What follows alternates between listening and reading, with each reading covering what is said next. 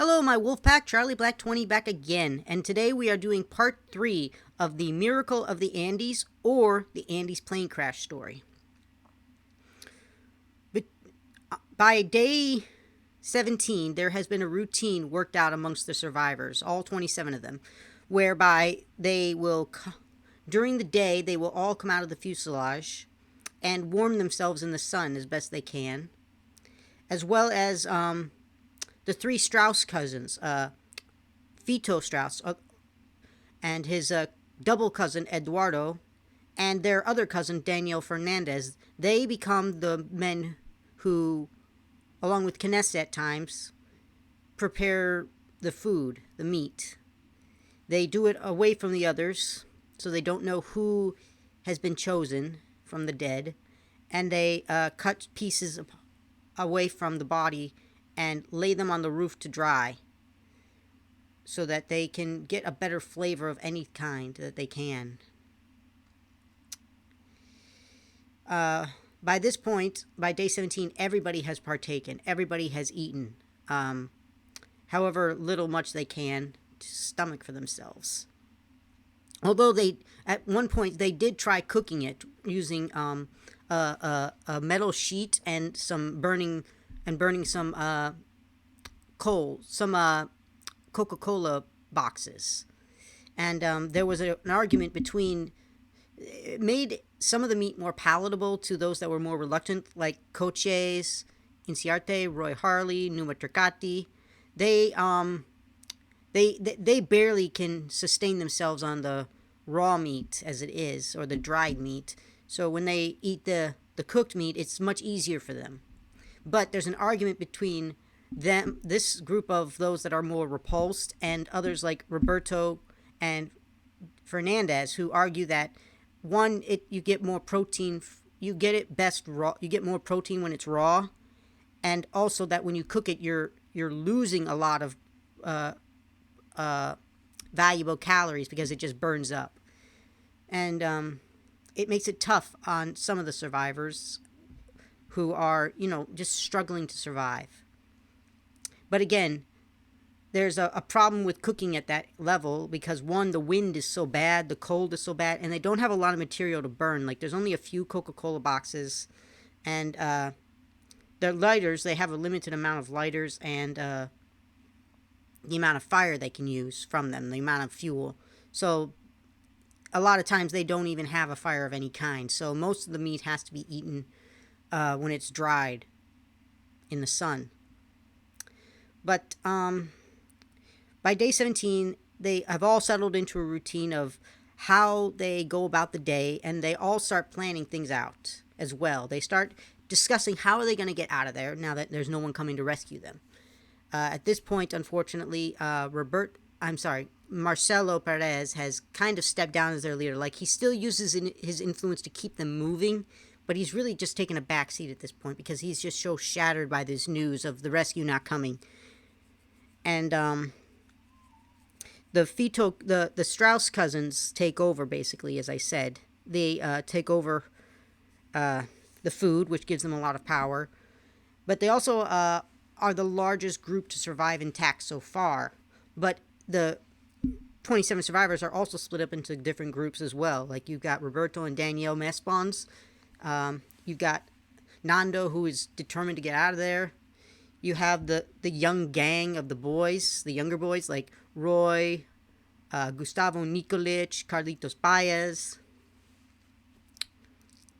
Then you've got Javier Methol and his wife Liliana. So there's a lot of different groups. And there's also the injured boys, Arturo Noguera, Rafael Echevarkin.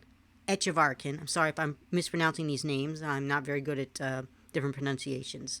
But they're both injured and in the hammocks that are higher up in the fuselage, made out of harnesses and steel bars that Roberto built to spare them the agony of being on the floor. Although now, without the body heat of the others, they also suffer extremely more from the cold. And another person who's in the hammock on the day 17 is Antonio Vizintin, because he had suffered a cut artery in the first day of the plane, and he had lost a lot of blood. And I believe he almost got hepatitis, or he had hepatitis. something like that. But he was still very weak by day 17 because of the blood loss. But that night, after everybody's gone in, Carlitos has taken over being the wall builder. So he rebuilds the wall of suitcases and seats to keep the cold out, as well as another job he has, which I will not discuss because it's pretty gross. And I think you should go into reading several of the books that have been written so that you understand some of the jobs that they all had. On night 17, as they all start drifting off to sleep after different conversations with each other, a lot of people shuffling between spots because they've all got a rotation system set up at this point where some people will sleep in a colder section, other people will sleep in a warmer section. A lot of them are falling asleep, or at least into a drowsy state where they are, just barely able to get any sleep at all, because if they go to sleep, they fear freezing to death, which is actually a possibility, even with everything they've got. During the night, a lot of people switch spots. Like Gustavo Nikolic, he keeps feeling a sore on his back, so he asks Roy Harley across from him to switch spots. And that's exactly what happens, which will turn out to be a big thing right then and there.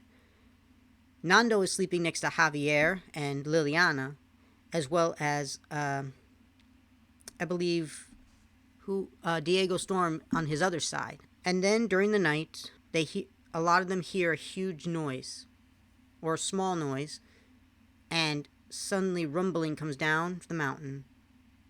Roy Harley actually manages to get himself up some, like he sits up or he jumps up, and then the avalanche hits the plane, breaks down the wall, and buries the survivors, almost every single one, in the snow.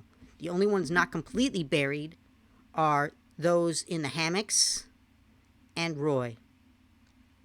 And there is a moment of silence, and then slowly the snow compresses together in the cold. And Roy is terrified at this point. He's like, oh my God, I am going to be completely alone among the injured, and there's nobody else here.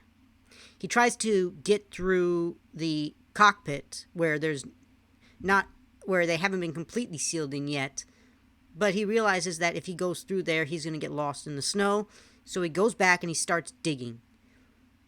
One of the first people he manages to get their face free of the snow is Carlitos Paez, although he's still stuck. And they just keep digging.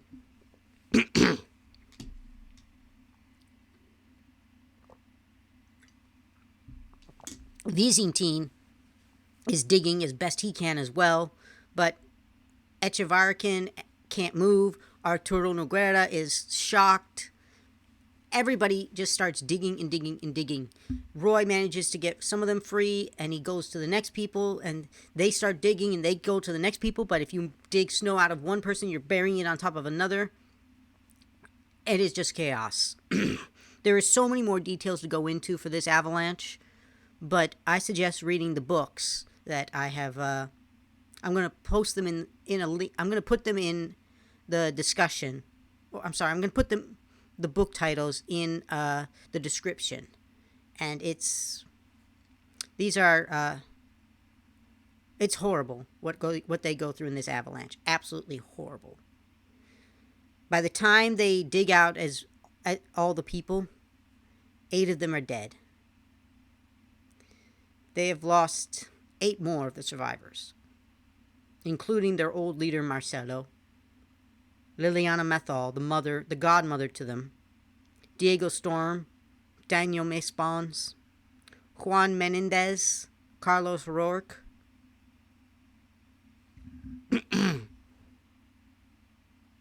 Gustavo Nikolic, that brave boy. Oh, and Enrique Platero, the boy who had the tube in his stomach. It had healed after they had taken it out, and after Roberto had done a rudimentary surgery on him. So you had 8 killed, and then, to make matters worse, a second avalanche hits. Luckily, if you could call it luckily, it just goes over the top of the fuselage. It seals in their only escape route through the cockpit, but it doesn't bury them any further, as far as like inside the fuselage. But now they are cramped in a space where nobody can really sit or stand. They are just a tangle of bodies, both living and dead. It is horrifying. And they are stuck in there for 3 days. 3 to 4 days, just stuck underneath the snow. One of the first problems they encounter is that they're slowly losing oxygen. So they are just they're getting, the air is getting stuffy. They can't breathe. So Nando grabs a metal pole and spears it through the top of the fuselage to make a hole, and he's hoping that the snow isn't too deep, because if it's very deep, like several feet, they're not going to be able to get air even if he gets all the way out of the plane. But they're lucky. It's only a few inches deep, so he's able to get a small hole through the I believe the cockpit of the fuselage. But they find that there's a blizzard outside after they break the window of the cockpit. They see that there's a blizzard going on outside, so they are just stuck in there. Pretty bad. One of the things that Carlitos does to try and cheer everybody up is he keeps mentioning several birthdays. He says, "Oh, today is Numa's birthday, his 25th birthday." So they celebrate his birthday. Then Carlitos says the next day, "Oh, it's my birthday," which it is. He turns 19 years old. Then the third day or the fourth day when they get out, he tells them it's my father's birthday. And I came out, and Carlitos, I guess he just manages to keep their spirits up at least a little bit. They all most of them try to find some way to understand what happened. But they are all just very despondent. Some of them are willing to just lay there and die, but the needs of the group outweigh their individual feelings, it seems, because now they seriously start to plan how they're going to get out of there. Like they know Nando's going to try no matter what, so they center the idea of how they're going to get out of there with him. And the debate between whether sending a large team versus a small team into the unknown, basically, it settles on a small group because, one, they've lost a lot of people, and two, they know now that they have no idea what risks they're going to be taking out there, so it's better to have a small team. But to survive those 3 to 4 days in the fuselage, buried beneath the snow, and cut off from the bodies outside that had been frozen in the crash, they do have to resort to cutting the dead right next to them inside the fuselage. And they can't even dry it out. It's not frozen. These are the companions they had just been talking to just a few days before. Some of them can't do it. Coches Inciarte, Numa Turcati, they literally just cannot eat this raw, wet meat. And for a lot of the survivors, they say this was the lowest point. This is where we felt completely debased. But Roberto takes a shard of glass, cuts off several pieces, and a lot of them just eat. And it's greasy, wet. It's horrible, horrible, horrible, horrible. But most of them do what they have to do. And slowly on the fourth day, they come out of the fuselage on top of the snow and just start digging it out over days and days and days. They never completely get it completely free, but they manage to make it livable again, and they recover some of their items like boots, cushions, blankets, some of the water-making devices, but now they are determined to somehow get out of there.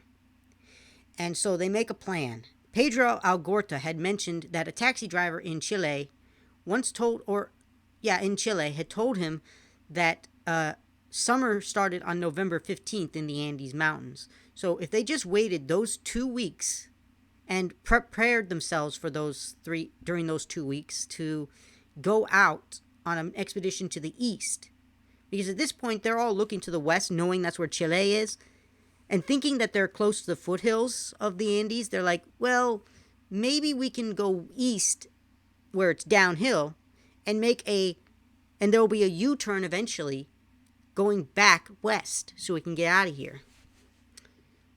So they start preparations, and they settle into this very informal little society where you have different groups. You've got those that want to be expeditionaries, people who are going to be the legs of the group and explore and try to escape. You've got Nando, of course.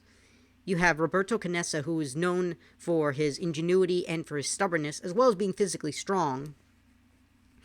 Then you've got Numa Turcati, who is also very determined to get out of there. He does not want to stay there. And then they're the expeditionaries, but they also add on to the expeditionaries with a couple more guys, like Fito Strauss, although he has to drop out because he gets horrible hemorrhoids on his backside. And you've got Antonio Vizintin, who, along with Roy Harley and Carlitos Paez, they go on a basically a half day to a day expedition to test themselves, to see if they are worthy to be expeditionaries. And unfortunately for Roy and Carlitos, they do fail. Even though Roy is physically healthier or physically more in shape than Carlitos, he is emotionally just completely distraught at the loss of his friends, especially Gustavo Nikolic. And Carlitos, he being physically being younger and less physically fit, and also he calls himself spoiled later on.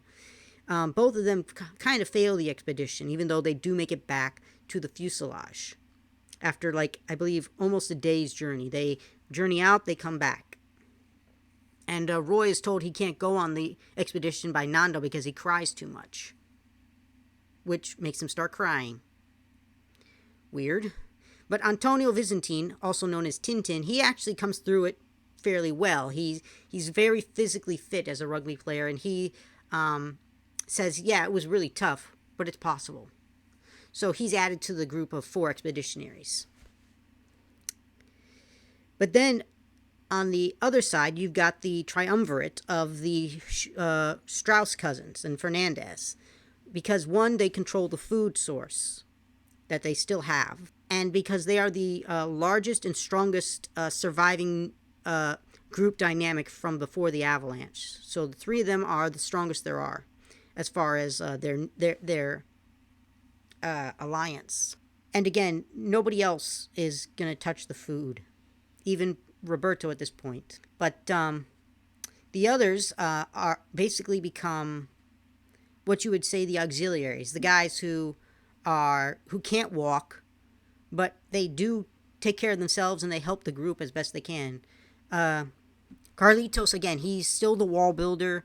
He works hard every day that he can. And Gustavo Zerbino, he becomes the collector and the detective. He collects all the mementos and the notes and the diaries that there are for the other survivors to, bring back to their families. And as the detective, he also looks at the different moments of tension between the group and does his best to figure out certain things. Like when certain fights happen, he investigates who might have been wrong. He is also basically like almost the right hand man of Fito. And you've also got Mancho Sabella, who, even though he's got a broken leg and can barely move around, he does everything he can to take care of himself and to help the group. Who else? I'm sorry.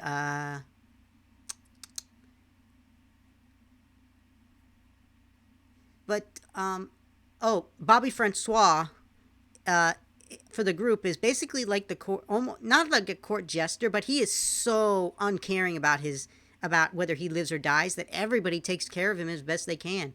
He doesn't deny that he takes care of himself to do the bare minimum to stay alive, but he doesn't do anything beyond that. And they try to get him to work by telling him if he doesn't work, he doesn't get to eat, and he just goes along with it. He says, okay, I understand. And so he doesn't get in line one day to eat with the rest of them. And everybody's like, you know what, forget it. Just eat. Like, he does nothing except take care of himself to the minimum. And that's it. He melts his own water, massages his frozen feet. That's really it. He doesn't even try to keep himself from freezing to death. He lets the others keep him from doing that. It's a really strange mindset in that kind of environment. But I guess I get it to a certain degree.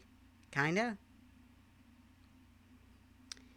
But then you've got the others who cannot take part in this little government, you might say, which are the injured people, Arturo and Raphael. And they can't even move out of the fuselage for the most part. Like their injuries keep them from moving. If they do, they have to crawl and they have to ask for help. And this does not endear them. Their situation does not endear them to the rest of the group. Like, they all take care of them. They try to help them. Roberto cleans up their wounds. But there's nothing else they can do for them. So, even though their mindsets are still hopeful to a degree, over the next week or two, they just keep getting worse. Arturo's mind is shaken. His spirit is not broken, but very badly hit. Echevarrican, his wound is getting worse, but he remains so upbeat the whole time, saying, I am Raphael Echevarrican, and I will return. But the expeditionaries also practice every day. But one of the things the expeditionaries get to do is that they can eat as much as they'd like, they can sleep wherever they want, and they can refrain from doing any work if they want. And they're also given the best clothes to get their chances up. But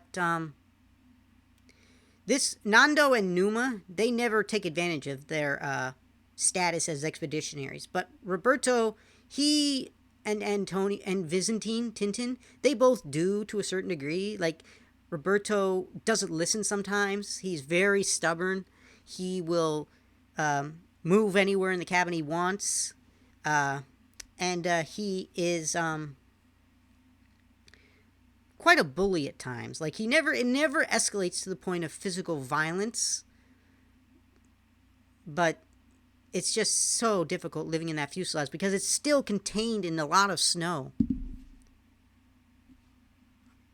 But Tintin, he is tough, but he's also a little more selfish. Like, he has like 3 pairs of trousers compared to somebody else who has 1.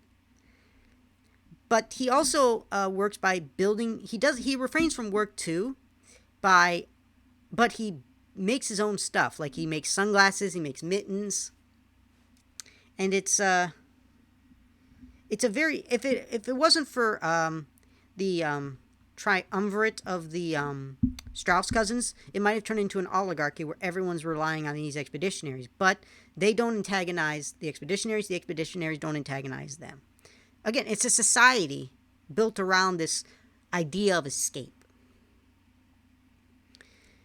And then the November 15th arrives, and the expeditionaries, all 4 of them, get ready to leave. They head out. Nando gives Carlitos a little red shoe that had a matching shoe to it that his mother had gotten for her little grandson from his other sister. And he tells Carlitos, when these shoes are back together permanently, it will mean that we are rescued, that we are safe. So the 4 expeditionaries head out. But a blizzard starts happening. So before they're gone more than 3 hours, they're back. And unfortunately for Numa, a few days before, somebody had stepped on his leg and caused a bruise. And because he's not eating as much, like, he's barely able to swallow a few scraps of the meat because he's still so repulsed by it. Even though he started out strong, the bruise becomes worse. And because they came back that day, it just gets worse. So Numa is forced to step out of the expeditionaries for the good of the group, which will turn out to be one of his downfalls. Because he was willing to give everything he had for the group, but not necessarily himself. So now you're down to 3 expeditionaries: Nando, Roberto, and Tintin. So they head out the next day. Unfortunately, at this point, Arturo Nogueira has passed away. His death spurred the expeditionaries to go. But he put up a brave fight, but his death also showed the survivors of the avalanche that just because you survive the avalanche doesn't mean we're free, doesn't mean we're going to escape this. We can still die. So that and the hopefully thawing snow persuades them that they need to move now. So the expeditionaries set out.